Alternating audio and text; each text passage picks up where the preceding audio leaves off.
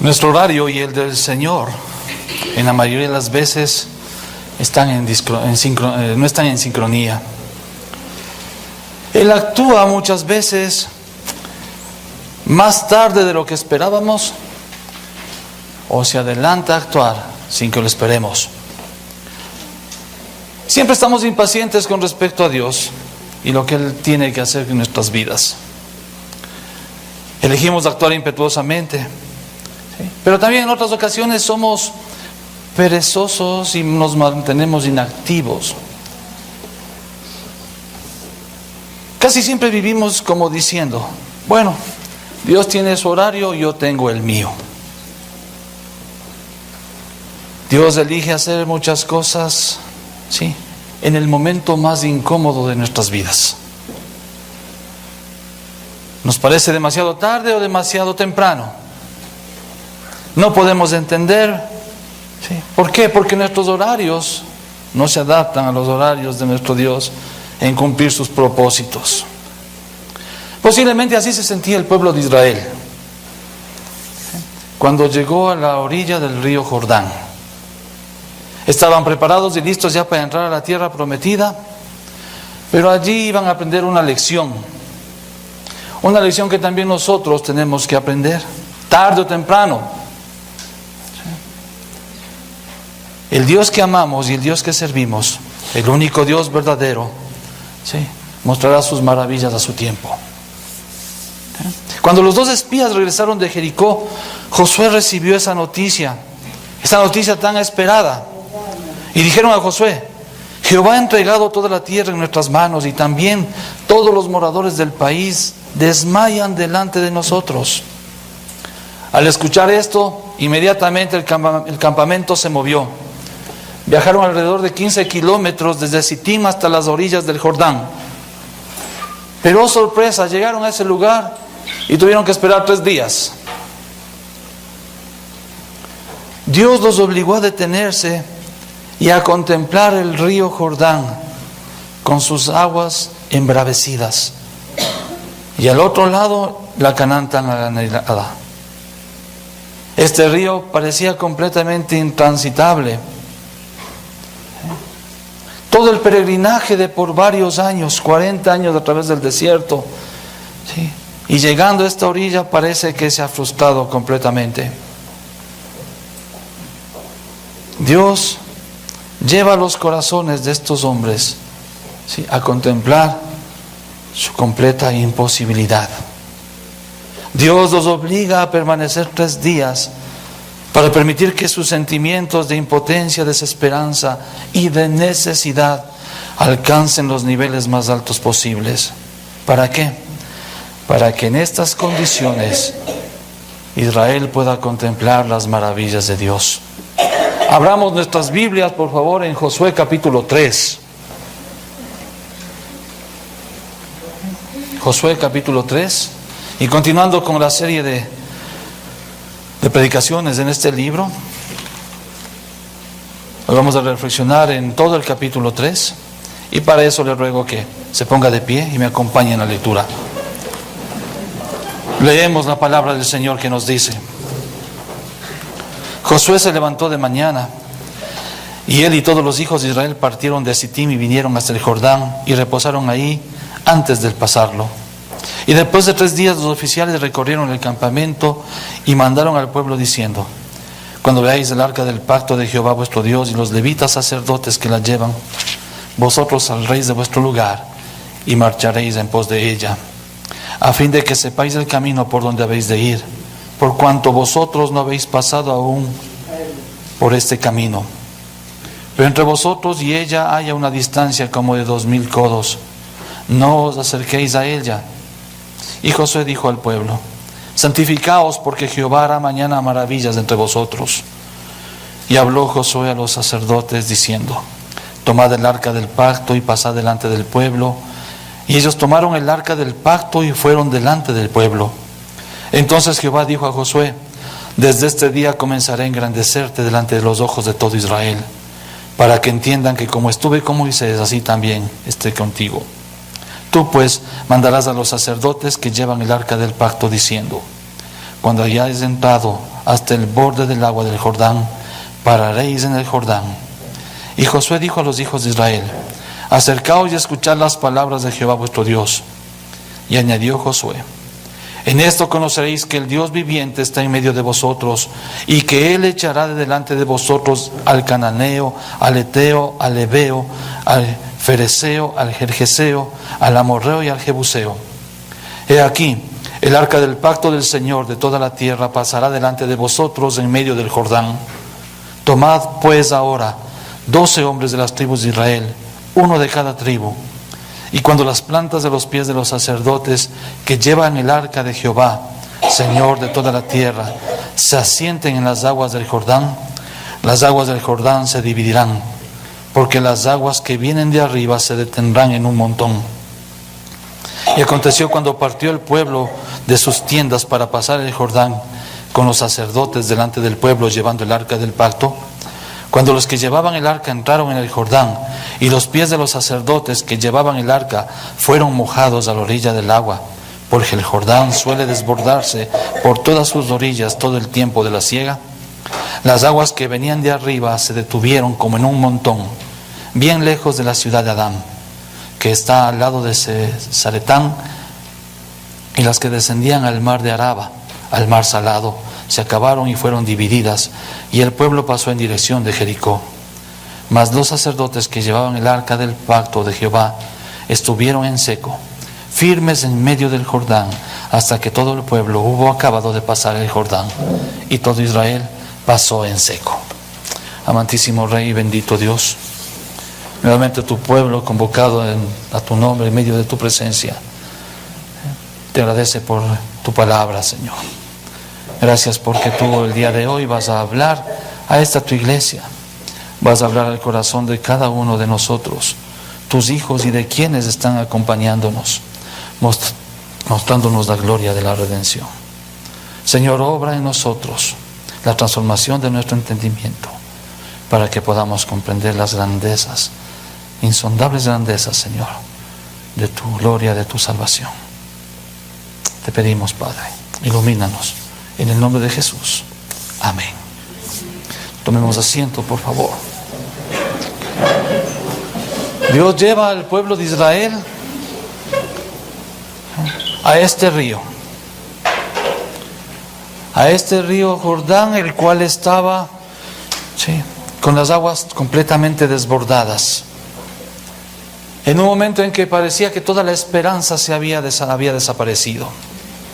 ¿Puede usted imaginarse el murmullo de la gente sentada alrededor de las fogatas en la noche?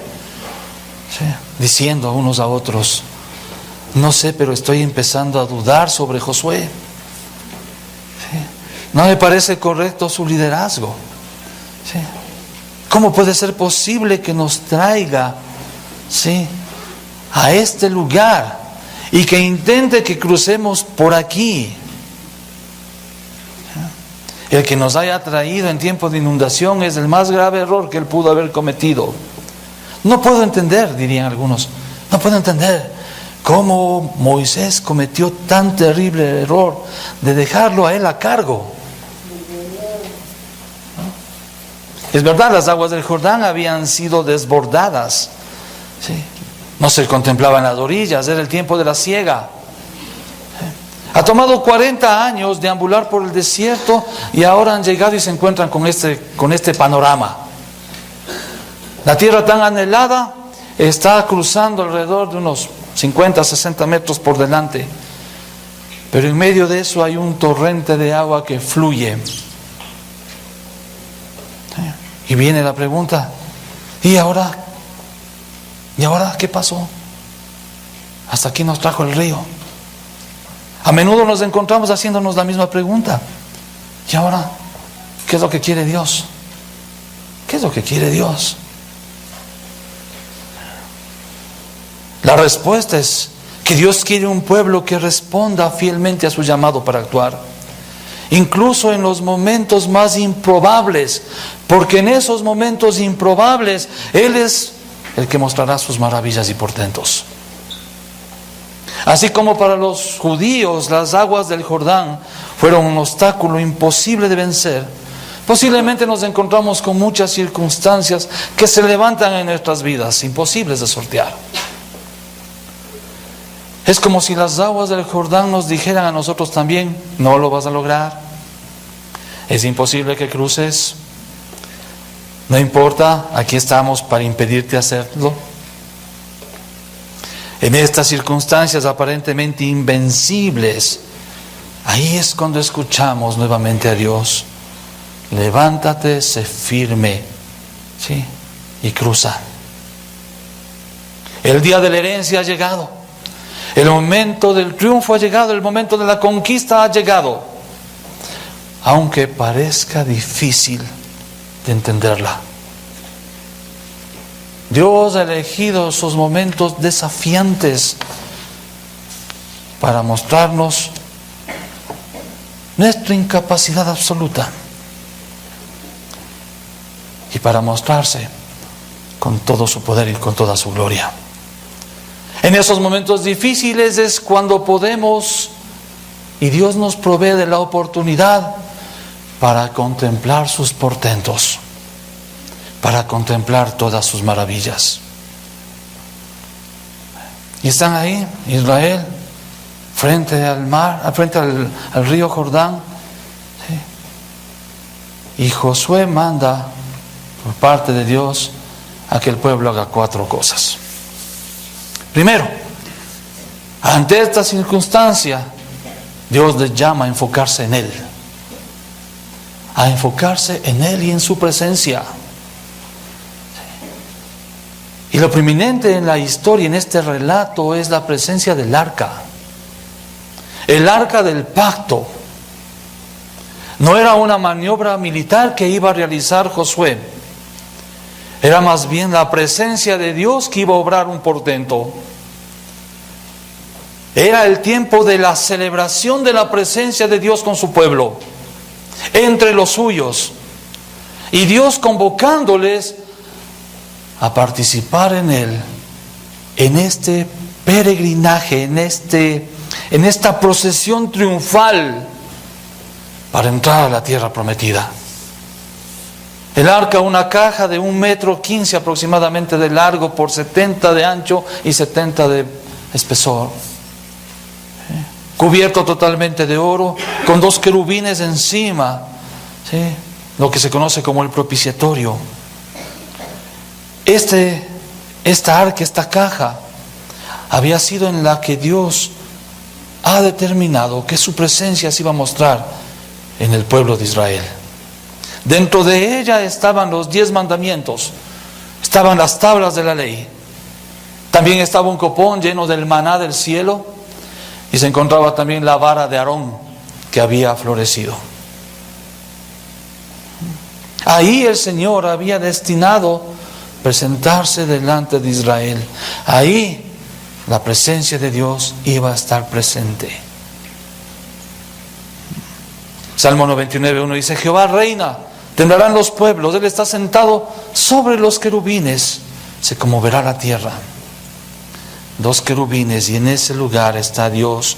Y ahora Dios dice a Josué: el pueblo siga a los sacerdotes que llevan el arca. El pueblo judío estaba familiarizado con la transportación y el uso del arca. El libro de Números, capítulos 1 y 2, nos hablan de todo ello, ¿sí? Para ellos no era extraña la presencia del arca y la presencia de Dios en el arca. En los peregrinajes, cuando el arca se movía, el pueblo de Israel se levantaba las tiendas y seguía. Dios es el que está guiando a su pueblo en la conquista. Josué está diciendo: debemos seguir a Dios.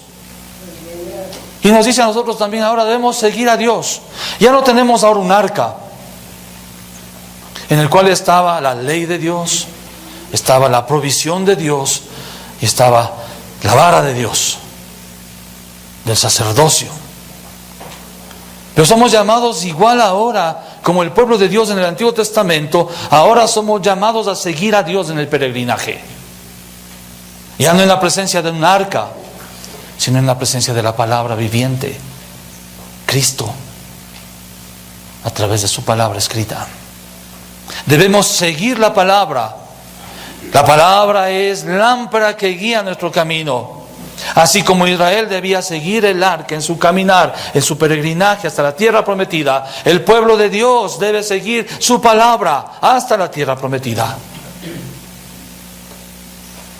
Y al pueblo se le ordena y se le dice: tiene que haber una separación de 2000 codos entre el arca y el pueblo, alrededor de 900 metros. Permanezcan distantes del arca. El texto nos da la razón. ¿Sí? Ustedes no conocen por dónde tienen que ir. Es la primera vez que están ustedes aquí. Por eso vayan atrás. Dios, en su gracia y su misericordia, Él va delante de su pueblo. Y Él es el que se va a enfrentar contra este torrente impetuoso del Jordán. Su pueblo no tiene ningún poder para hacerlo.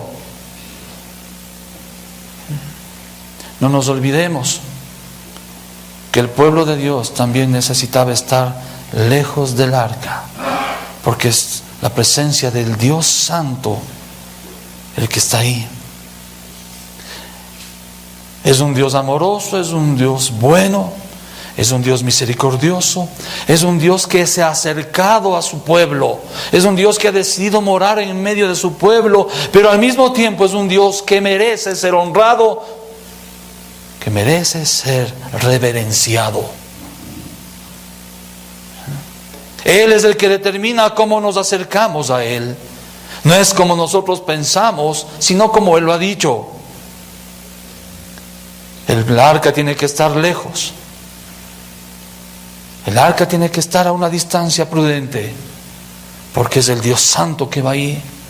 Y el hombre tiene que tener en cuenta que no puede acercarse así nomás, porque sí, a la presencia de Dios.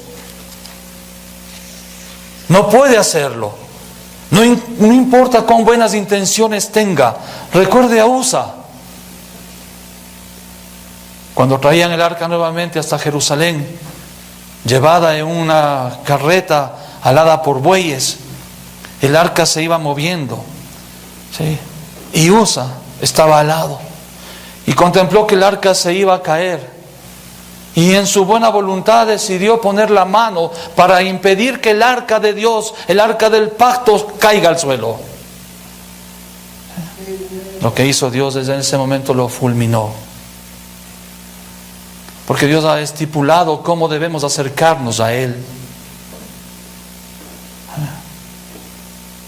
¿Cómo debemos acercarnos? Es un Dios que merece nuestra honra, merece toda nuestra reverencia, porque es un Dios santo. Y tenemos que acercarnos a Él bajo los preceptos que Él ha determinado.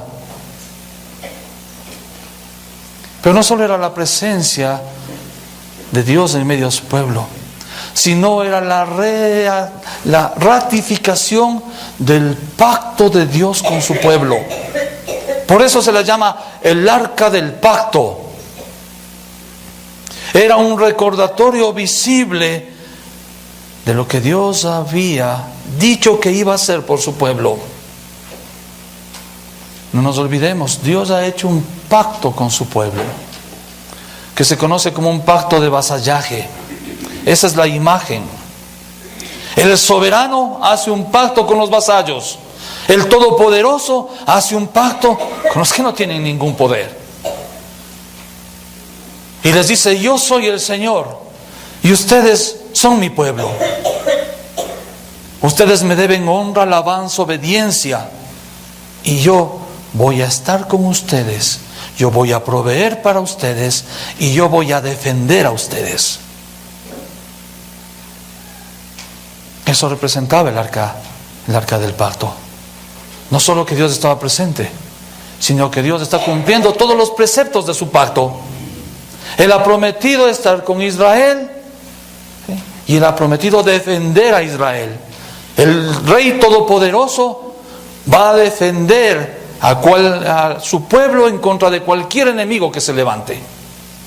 Podríamos decir, la presencia del arca delante del pueblo era Dios diciendo a los habitantes de Canaán: cualquier cosa que sea con Israel es conmigo. Y esa es la idea. Cualquier cosa que los demás tengan con mi pueblo, lo tienen conmigo. Y yo estoy delante. Dios llamaba al pueblo a enfocarse en su caminar hacia la conquista de Canaán. No en el río, no en la misma Jericó que estaba por delante, sino más bien en Él. Y es lo mismo que hoy el Señor nos demanda a nosotros. Es verdad que anhelamos esa tierra prometida, aquella tierra que fluye leche y miel eterna. Pero el Señor no nos llama a poner los ojos ahí. Dios nos llama a poner los ojos en Jesús, el autor y consumador de la fe. Así como Israel tuvo que poner sus ojos en el arca para contemplar lo que Dios iba a hacer a su favor, de la misma manera nosotros tenemos que poner nuestros ojos en Jesús, el autor y consumador de la fe, como dice el autor de Hebreos, el cual por el gozo del puesto delante de él sufrió la cruz, menospreciando el oprobio, y se sentó a la diestra del trono de Dios. Entonces, primero que nada, en la conquista tenemos que enfocarnos en Dios, en su presencia y en Él, que es el que cumple su pacto con nosotros. Pero también nos llama el Señor, y llamó al pueblo de Israel a consagrarnos y a santificarnos. La palabra santificaos, ¿sí?, debemos entenderla en el contexto de separación con un propósito sagrado. Apartarse del uso común y mundano para hacerlo únicamente exclusivo del uso de Dios. Del uso de Dios y de sus propósitos para su gloria. Y eso es lo que debemos entender. La separación que Dios ha hecho de nosotros. Dios nos ha separado porque tiene un propósito eterno y glorioso que es para Él su gloria. En el caso de los israelitas, esto implicaba, según el libro de Levítico, una serie de rituales. Tenían que ayunar, tenían que lavarse, tenían que lavar sus ropas, sí, incluso tenían que abstenerse de relaciones sexuales. Todo esto durante un periodo de tiempo.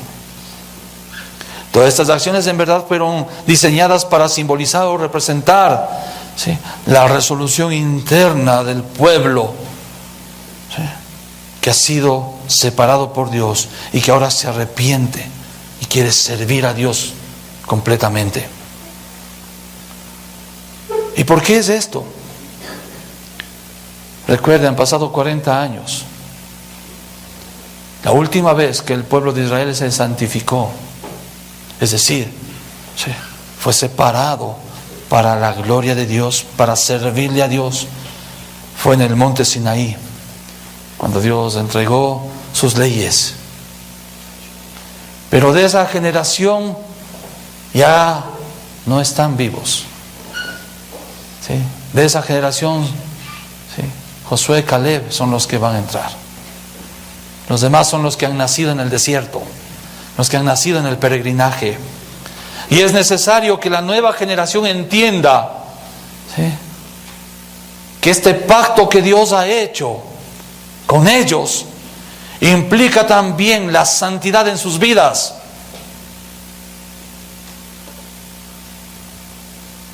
Dios mostrará sus maravillas a un pueblo santo. Dios muestra su gloria a un pueblo santo. Y es verdad, Él les mostrará después la gloria a los que no son su pueblo.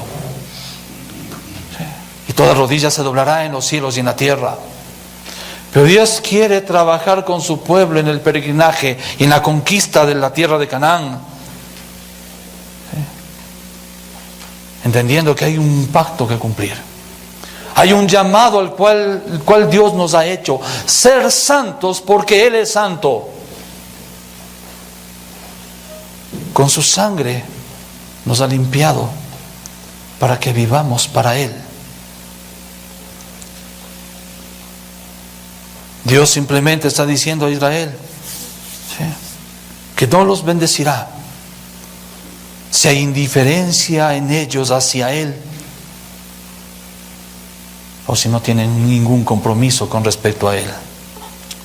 Isaías 59:1 nos dice: he aquí que no se ha acordado la mano de Jehová para salvar, ni se ha agravado su oído para oír, pero vuestras iniquidades han hecho división entre vosotros y vuestro Dios, y vuestros pecados han hecho ocultar de vosotros su rostro para no oír. Dios quiere mostrar su gloria, mostrarnos sus maravillas, sus portentos.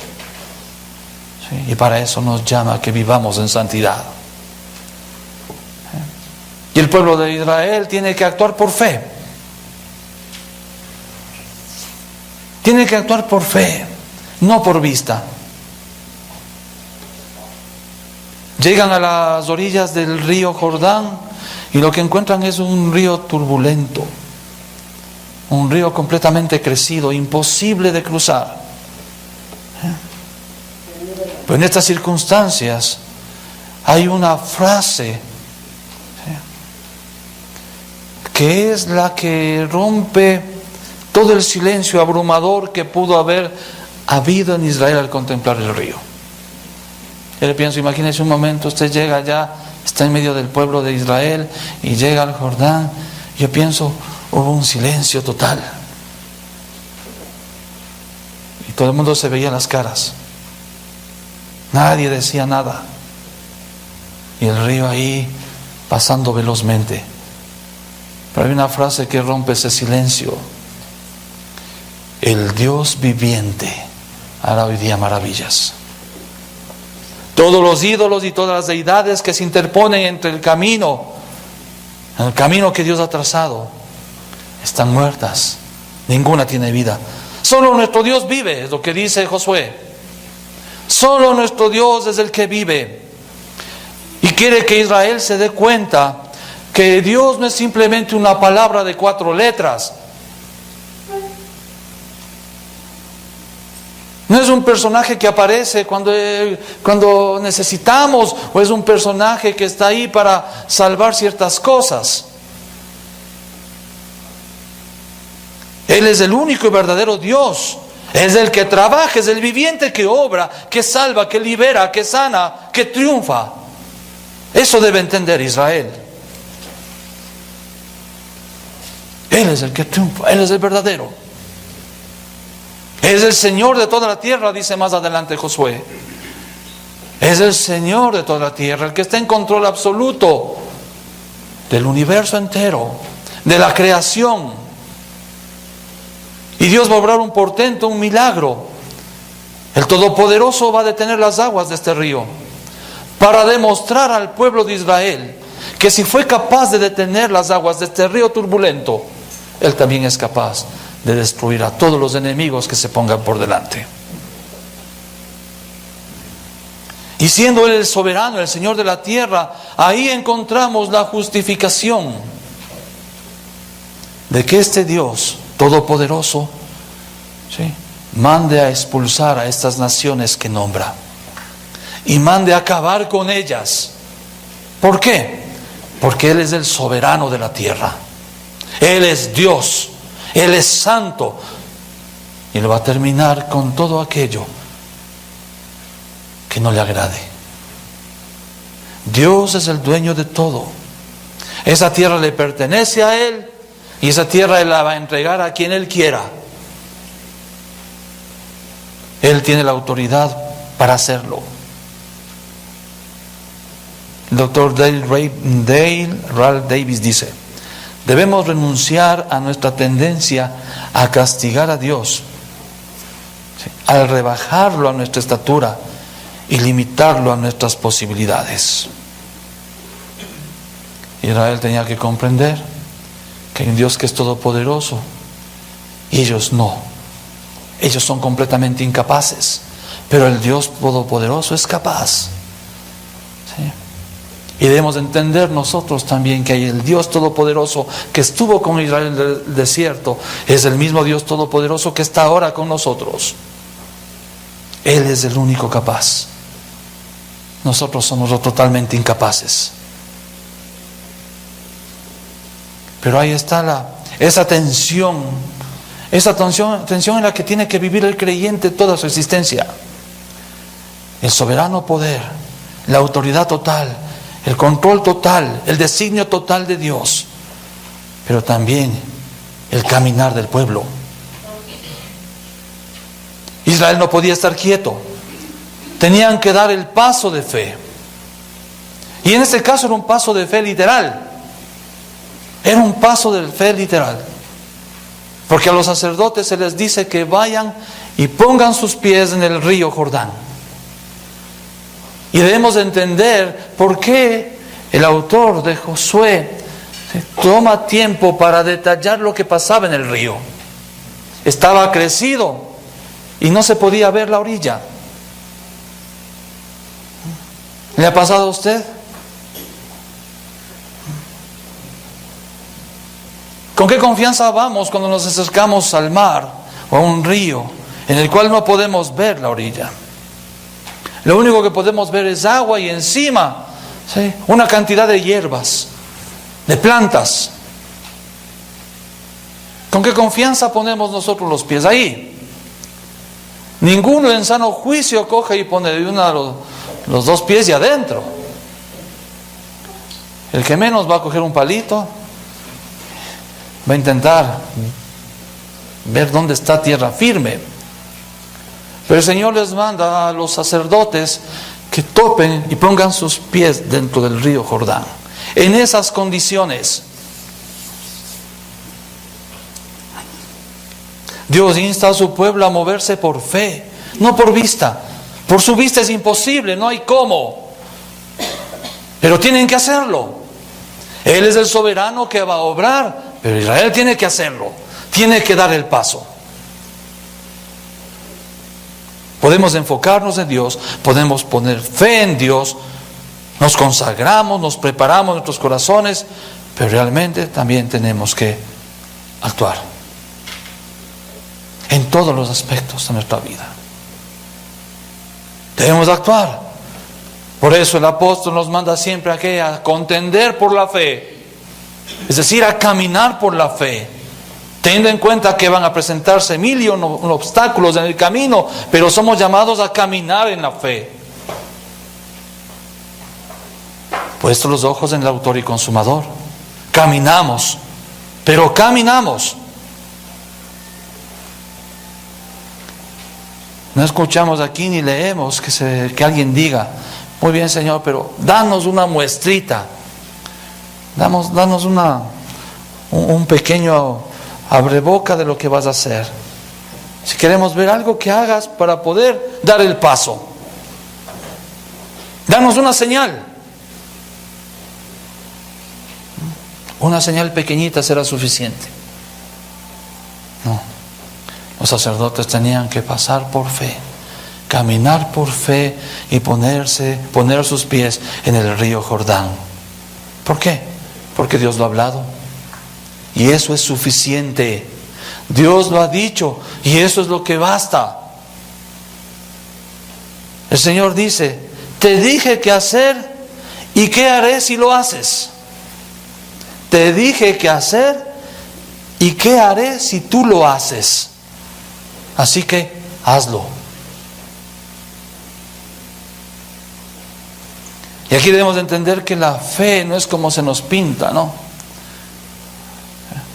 La fe es ese salto ciego, ¿sí?, a algo que no sabemos. Es tener fe, es como lanzarse, ¿sí?, en medio de la oscuridad más terrible, ¿sí?, a un acantilado, esperando que algo pase ahí en el camino. Eso no es fe.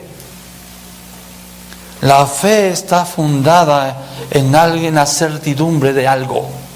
La fe bíblica está fundada, ¿sí?, en la certidumbre de la palabra de Dios. Entonces el pueblo es llamado a hazlo, da el paso, pero no como una fe ciega, sino por las promesas de Dios que avalan ese mandato. La fe nos mueve a actuar, no como a la aventura. Y eso debemos de entender. Tener fe no es hacer las cosas a la aventura. La fe verdadera es hacer las cosas conforme a los preceptos de Dios, a los principios de Dios. Porque ese es únicamente el fundamento. No hay otro. Las promesas de Dios son el fundamento de nuestra fe.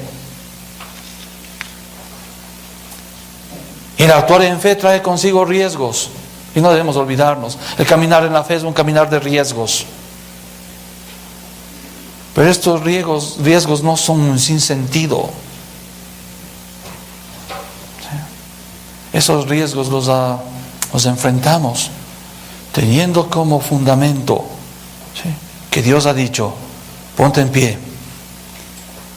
pie y voy a separar las aguas. Pero también es necesario que Israel comprenda, ¿no?, que debemos esperar en quietud. Es un pueblo dispuesto a avanzar, dispuesto a caminar, a obedecer, sí, a dar el paso de fe y esperar a ver lo que hace Dios. Y eso sucedió con los sacerdotes. Comenzaron a caminar, pusieron sus pies en el agua y dice que inmediatamente, ¿sí?, comenzaron a amontonarse las aguas arriba.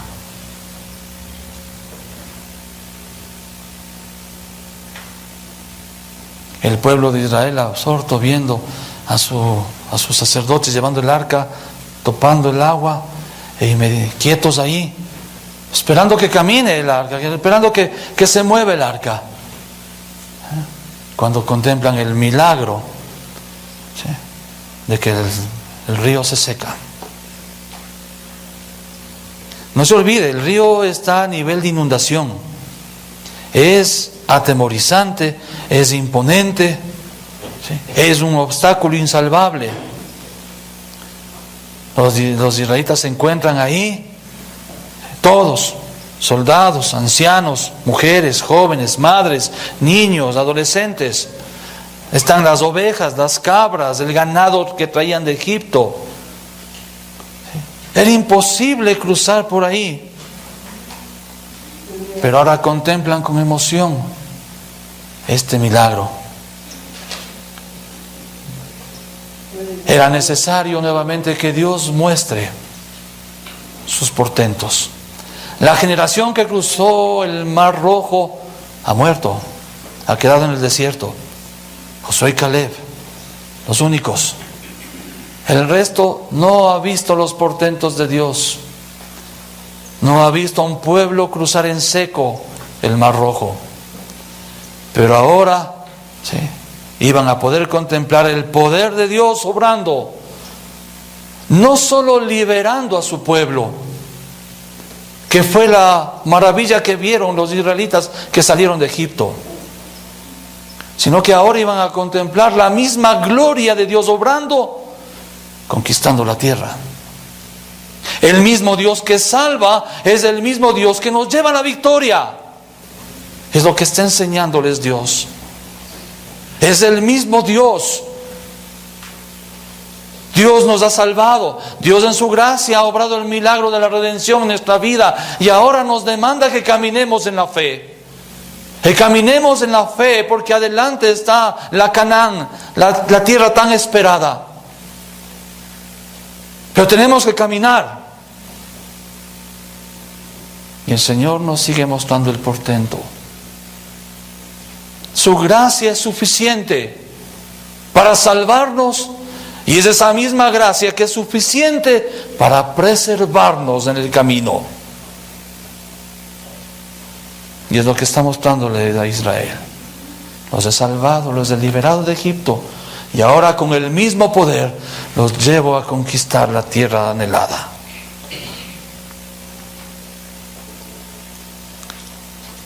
Es verdad que el río Jordán varias veces ha sido cortado su cauce.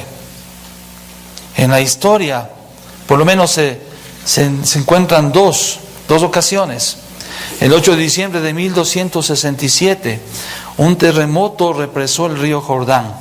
Alrededor de 20 horas, casi un día, estuvo represado el río Jordán. Y el otro más contemporáneo sucedió en el 11 de julio de 1927. ¿Sí? Es verdad. ¿Sí? Fue represado y el Jordán antes. Pero si vamos al Salmo 114 y encontramos versículos 3 y 4, el mar lo vio y huyó, el Jordán se volvió atrás, los montes saltaron como carneros, los collados como corderitos. Dios pudo haber utilizado un terremoto, que es lo que dicen muchos, para poder justificar este milagro. Es verdad, Dios tiene poder, sí. Los montes saltan, son capaces de saltar los montes a su voz. No es imposible que un monte caiga encima y detenga las aguas del Jordán. Pero la cuestión es que justo sucede, ¿sí?, en el momento, a la hora que Dios dijo que iba a suceder. Y lo más increíble es que el rato que todo el pueblo de Israel pasa, cuando el último de los sacerdotes pasa al otro lado del Jordán, inmediatamente las aguas represadas vuelven a su cauce. Dios mostrando nuevamente. Sus padres contemplaron el triunfo de Dios, abriendo el mar rojo para que su pueblo pase en seco y sea libre. Ahora esta nueva generación contempla la misma obra, el mismo portento en otras circunstancias. Es el mismo Dios de ayer, de hoy y siempre, que responde a nuestras circunstancias distintas en la historia. Él no cambia y siempre obra. Al soplo de su aliento se amontonaron las aguas, se juntaron las corrientes como en un montón. Los abismos se cuajaron en medio del mar, hablando del cruce del Mar Rojo. El salmista dice: dividió el mar y los hizo pasar, detuvo las aguas como un montón. Es el mismo Dios obrando los portentos a favor de su pueblo. Es una repetición del milagro del Mar Rojo que ahora experimenta esta nueva nación.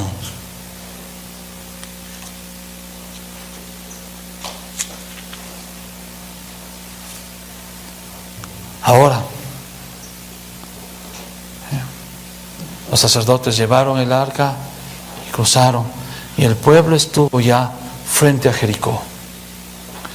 El pueblo pudo contemplar el poder de Dios y su fe fue fortalecida. Y el Señor les lleva por los lugares más difíciles. Dios pudo haberles llevado, ¿sí?, por un recorrido mucho más tranquilo y más rápido. Pero Dios los lleva por la parte baja del río Jordán, muy cerca de la desembocadura del Mar Muerto. Por allá los lleva, donde el recorrido es sinuoso, es muchas curvas. Pero se encuentra justo enfrente de Jericó, para que el pueblo de Dios, sí, se goce en el poder de Dios y su fe sea incrementada. Y al mismo tiempo para que los enemigos, el pueblo de Jericó, tiemble de miedo, tiemble de pavor. Ese fue un día glorioso para Israel. Esta gran nación ahora ponía los pies al fin en la tierra tan esperada. Aquella tierra anhelada por siglos, ahora sí, el pueblo estaba pisándola. Luego entraron a Jericó, y lo veremos más adelante, y poseyeron toda la tierra. Pero siglos después, en este mismo río, ya no los pies de los sumos sacerdotes, ni tampoco el arca del pacto se hizo presente. Los pies del sumo sacerdote eterno pusieron sus pies en el río Jordán.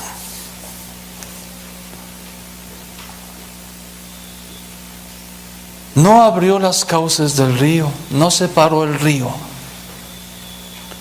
pero sí se escuchó una declaración: he aquí el Cordero de Dios, el que quita el pecado. El Señor Jesucristo llegó al Jordán. Sí. Llegó al Jordán y fue bautizado para iniciar su ministerio.